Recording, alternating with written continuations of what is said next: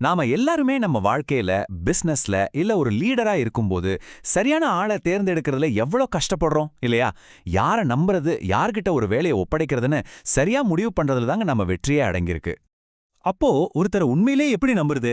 இதுதானே நம்ம எல்லார்கிட்டயும் இருக்கிற கேள்வி. அவங்களோட உண்மையான குணம் என்னன்னு எப்படி கண்டுபிடிக்கிறது? அவங்க சொல்றத நம்பலாமா இல்ல செய்யறத நம்பலாமா? ஆச்சரியமா இருக்குல்ல.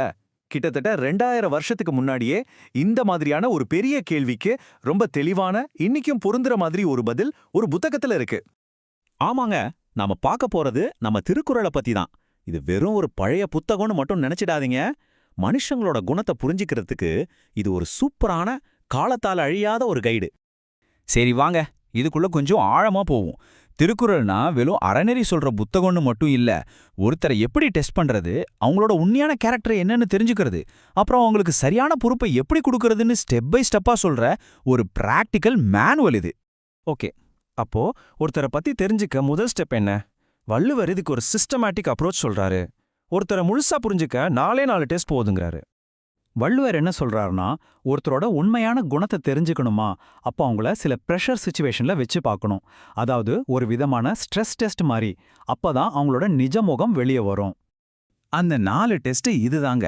முதல்ல அறம், அதாவது மத்தவங்க பார்க்காதப்போ அவங்க எவ்வளோ நேர்மையா இருக்காங்க.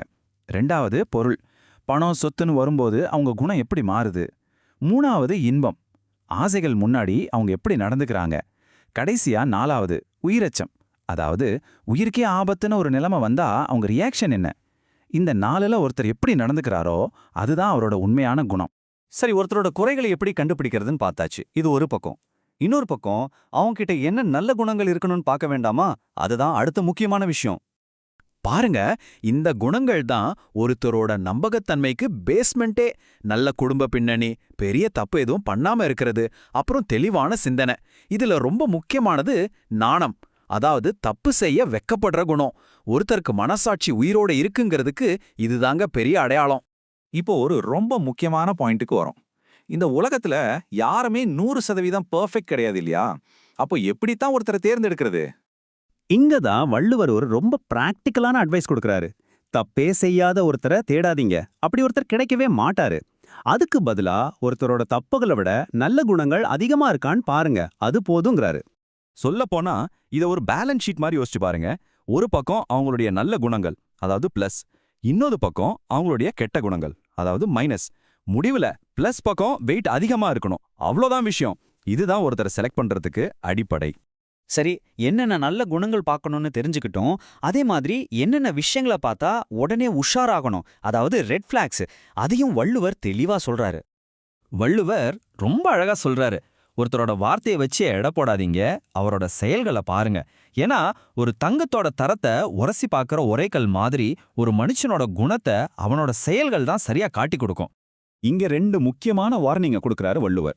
1, சொந்த பந்தன்னு எந்த ஒரு பிடிப்பும் இல்லாத ஆளை நம்பாதீங்க, ஏன்னா அவங்களுக்கு நாளைக்கு பழி வந்துருமோன்னு பயம் இருக்காது. 2வது, திறமைய பார்க்காம அவர் எனக்கு பிடிச்சவர்னு வெறும் பாசத்தை மட்டும் வச்சு ஒருத்தரை ஒரு பொறுப்புல உட்கார வைக்கிறது பெரிய முட்டாள்தனம். இப்போ இந்த எல்லா ஐடியாஸையும் ஒன்னா சேர்த்து இந்த முழு கைடோட முக்கியமான கோல்டன் ரூலுக்கு வருவோம். இதுதான் இதுலயே ரொம்ப ரொம்ப முக்கியமான விஷயம். நாம அடிக்கடி செய்யற ஒரு பெரிய தப்பு, சரியா ஒருத்தரை பத்தி தெரிஞ்சுக்கிறதுக்கு முன்னாடியே அவசரப்பட்டு அவங்கள ஒரு வேலைக்கு செலக்ட் பண்றது. அப்படி செலக்ட் பண்ணதுக்கு அப்புறமா அவங்கள சந்தேக கண்ணோடையே பாக்குறது. இந்த 2 தப்பும் வள்ளுவர் சொல்றாரு நம்மள தீராத துன்பத்துல கொண்டு போய் விட்டுடும். அப்போ என்னதான் பண்றது? எதுதான் சரியான வழி? அதுக்கு தான் திருக்குறளோட இந்த பொன்விதி, தேரக்க யாரையும் தேராது தேர்ந்தபின் தேறுக தேரும் பொருள். சிம்பிளா சொல்லணும்னா, நல்லா ஆராய்ஞ்சு பார்க்காம யாரையும் தேர்ந்தெடுக்காதீங்க. அப்படி தேர்ந்தெடுத்துட்டீங்கன்னா அதுக்கப்புறம் அவங்கள சந்தேகப்படாதீங்க, வேலைய முழுசா நம்பி ஒப்படைங்க.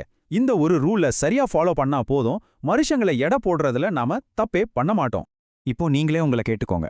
உங்க வாழ்க்கையில, உங்க வேலையில நீங்க ஒருத்தரை நம்புறதுக்கு முன்னாடி ஆராயறீங்களா, இல்ல ஆராயறதுக்கு முன்னாடியே நம்பிடுறீங்களா? யோசிச்சு பாருங்க. ஏன்னா இந்த 2000 வருஷத்து பழமையான ஞானம் இன்னிக்கும் நம்மளோட ஒவ்வொரு முடிவுக்கும் வழிகாட்ட காத்துக்கிட்டு இருக்கு.